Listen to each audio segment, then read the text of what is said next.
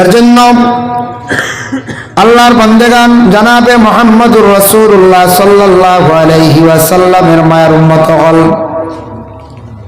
রাসূলুল্লাহ সাল্লাল্লাহু আলাইহি ওয়াসাল্লামের এক সাহাবী যার নাম হলো হযরত সাদ ইবনে ওয়াক্কাস রাদিয়াল্লাহু তাআলা আনহু একদিন আল্লাহর রাসূলের কাছে গিয়া বলেন, ইয়া রাসূলুল্লাহ, ইয়া হাবিবাল্লাহ, কিভাবে দোয়া করলে আল্লাহ বান্দাদের দোয়ারে আল্লাহ কবুল করবা? ইয়া রাসূলুল্লাহ, কি আমল করলে আল্লাহ আপনার দোয়া কবুল করবা? নবীজি ফরমান, ও সাদ, দোয়া প্রত্যেকের কবুল হইব। মানুষ যদি হালাল রিজিক খায়া যদি দোয়া করে তাদের দোয়া আল্লাহ কবুল করবা। সাদ ইবনে ওয়াক্কাস আল্লাহর রাসূলে কইলেন। আরেকজন রাসূলুল্লাহর সাহাবী, এর নাম হইল সাদ। এই হইলা সাদ ইবনে ওয়াক্কাস, আর সেই হইলা গিয়া সেই ব্যক্তি হইলা গিয়া হযরত সাদ রাদিয়াল্লাহু তাআলা আনহু। তাই না একদিন আল্লাহর রাসূল সাল্লাল্লাহু আলাইহি ওয়াসাল্লামের খিদমতে আসলাম, মাহফিলের মধ্যে আসলাম। সাদ আল্লাহর রাসূলের কাছে আরজ করেন, ইয়া রাসূলুল্লাহ, ইয়া হাবিবাল্লাহ, আপনি আমার জন্য দোয়া করুকা। আমি আজকে কয়েকদিন থাকি খাবে খালি দেখতাম ভাই, আমি চেষ্টা করি আমি রাসূলুল্লাহ রে আমি খাবে কিন্তু দেখতাম। ইয়া রাসূলুল্লাহ, চেষ্টা করি আর কিন্তু আমি মুহাম্মদুর রাসূলুল্লাহর কাছে আরজ করি আর আমার মা জননীরে আমি একটাবার আবো খাবে দেখলাম না। আপনি আমার লাগি বিশেষ করিয়া দোয়া খান্তা করুকা। সাদ 3 নম্বরে রাসূলুল্লাহর খিদমত হযরত আবু হুরায়রা রাদিয়াল্লাহু তাআলা আনহু যে সাহাবী, এই সাহাবীর মা কিন্তু আসলা বিধর্মী। আবু হুরায়রা সাহাবী আল্লাহর রাসূলের কাছে ওই সময় দোয়া চাইছেন, ইয়া রাসূলুল্লাহ, আপনি আমার মায়ের জন্য দোয়া করুকা যাতে আল্লাহ আমার মারে যেন হেদায়েত নসিব করিলাই। আবু হুরায়রাও আল্লাহর রাসূলের কাছে দোয়া চাইছেন। তখন নবীজি তো দোয়া করলাম সারার লাগি, সাদর লাগি দোয়া করলাম, আল্লাহুম্মা হাদি আবু হুরায়রার মাল লাগিয়ে দোয়া করলাম। আল্লাহর রাসূল সাল্লাল্লাহু আলাইহি সাল্লামে সাদ ইবনে ওয়াক্কাসে কইলা দোয়া কবুল হইব হালাল খাইলে, আর হারাম যখন খাইবা মানুষে তার আর দোয়া কিলা উপর দিকে যায় না। এখানে আল্লাহর রাসূলে পুরা সুন্দর করে কইছিলেন, পরে আলোচনা তানিয়া। এর জন্য নবীজিও অসংখ্য সাহাবায়ে কেরাম হকলের লিয়া দোয়া করতা। নবীজি যখন দোয়া করতা তখন সাহাবী হকলে লগে লগে দোয়ার মধ্যখান আমিন হইতা। আমিন শব্দের অর্থ হইল সমর্থন।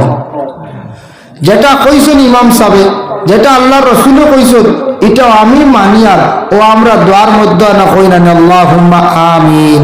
আমিন কইলে আর আল্লাহুম্মা ফুরাইলে আরো বলা আল্লাহুম্মা আমিন। আয় আল্লাহ তাআলা, আমিও সমর্থন করলাম। ও আমরা দোয়ার মধ্যে কেন কিতা কই আল্লাহুম্মা আমিন হই। যার কারণে বিশেষ করিয়া দেখেন 3টা সময়ের মধ্যে আল্লাহ পাক রব্বুল আলামিন বান্দা বান্দীদের দোয়ারে আল্লাহ কবুল করেন। 1 নম্বরে থাকছে গিয়া ফরজ নামাজের পরে দোয়া আল্লাহ ঘুরাইয়া দেন না। ফরজ নামাজের পরে আল্লাহ পাক রব্বুল আলামিনের দরবারে আমরা দোয়া করতাম। প্রত্যেক ফরজ নামাজের পরে আমরা আল্লাহর দরবারে দোয়া করতাম।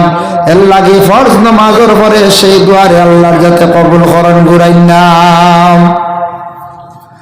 5 ওয়াক্তের নামাজের পরে যদি পারি আমরা আমলটা করতাম, মিশকাত শরীফে আছে আয়াতুল কুরসি একবার।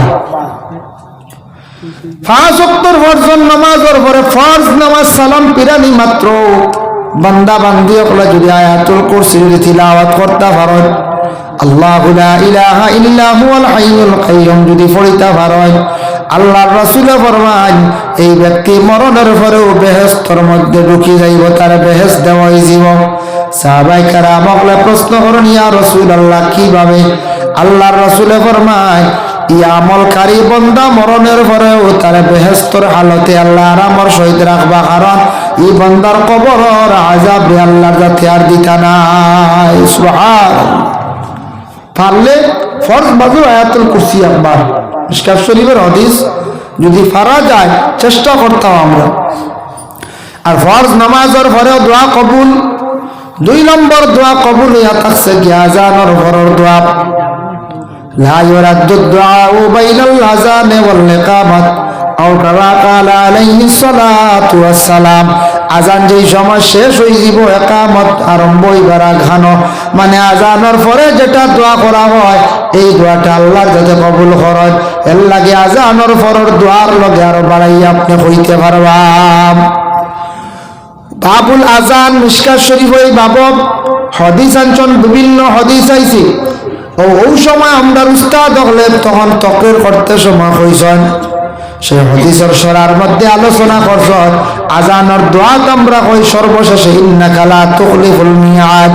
হইয়া যদি কোনো বান্দা বান্দি হলে যদি কই আল্লাহ আমার বিমার কান্দা শিবা দাও, আয় আল্লাহ আপনি আমার রিজেকরে কুশাদা করিয়া দাও, আল্লাহ আমার অমুক মুসিবতটাকে উদ্ধার করি দেও, হইয়া আরো বাড়াইয়া হইতে পারবা। কারণ আজানের পরের দোয়াটা আল্লাহ কবুল করেন, ও যা লগে কইমু তাও আল্লাহ লগে কবুল করি লইলাম। সুবহানাল্লাহ।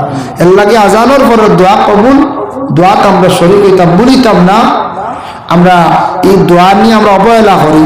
আজানও আমরা অনেক সময় অধিকাংশ মানুষে মাতামাতি করি, আজানও আমরা কন্ট্রোল হই না। একটা বেকলটে খান মাতি দিছি দুসরা মাত, আল্লাহ আজানোর সময় আমরা মাতটা বন্ধ হইতো, কন্ট্রোল হইতো। আমরা তো আজান হয়ে গেছি, সময় আজান হয়ে গেছি, আজান হয়েছে মাত কথা চলে, সেও কইতে আজান একটিলা দিলেইছো, সেও কইছে মানে আজানটা বেশি আগুয়ান হয়ে গেছে, মনে হয় মেসা টিফিন আইস না খেতে, ওটাও মাথুর লাগে মাছ হয় মেসা একটিলা দিলেছি না আজান টিফিন আইস দিতে পারে, টিফিন রেডি দিতে পারে, জি নাই তা বল লাগিয়াও। বিশেষ করে আজান তার টাইমে হয়, এটা একটা ব্যতিক্রমে ফজর আজান হইতো ফোনে 4টা, একটা একদিন বললে একজন ফোনে 3টা দিয়ে দিয়েছিল, এটা হয় মাঝে মাঝে। এটা হয়েছে না নি কোনোদিন?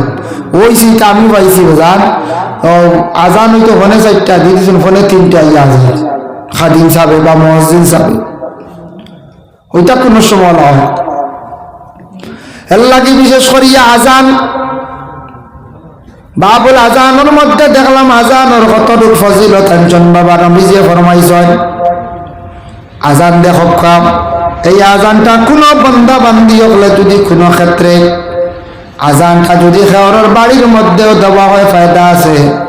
আল্লাহর বান্দেগান কোন রোগীর খানের মধ্যে আজান দিলে ফায়দা আছে বলে এখানে কোন বাড়ির যদি জিন্নাতে এমনি আড্ডা ফাতিলায় আজান দিলে জিন্নাত দূর হয়। আর বিশেষ তিব্বে নববী সেই কিতাবের মধ্যে লেখছেন কোন রোগীর যদি জিন্নাত মারাত্মক লাগে সরিয়া যায় না, এই মানুষের বাম খানের মধ্যে আজান 7 বার ওযু করিয়া দিলাইতা, এইভাবে দাইম করিয়া কয়েকদিন আজান দিলে যত বড় জিন্নাতওয়ালা রোগী হোক, যত মারাত্মক জিন্নাত আস্তে আস্তে জিন্নাতে সরিয়া যাইব গিয়া। তো নবীজি ফরমাইন আজান হওয়ার লাগে লাগে জিন্নাতর শরীরে জ্বলা আরম্ভ, তারা গিয়া লুকায় গর্তর মধ্যে, নিচে দি গর্তত গিয়া তারা বেশিরভাগ লুকায়।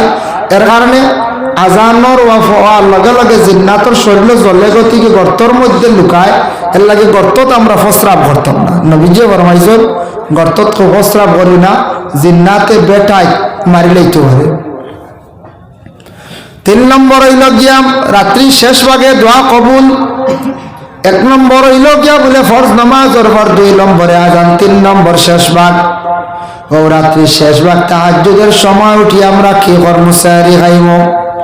রমজান মাসের মধ্যে সেহরি খাইবার সময়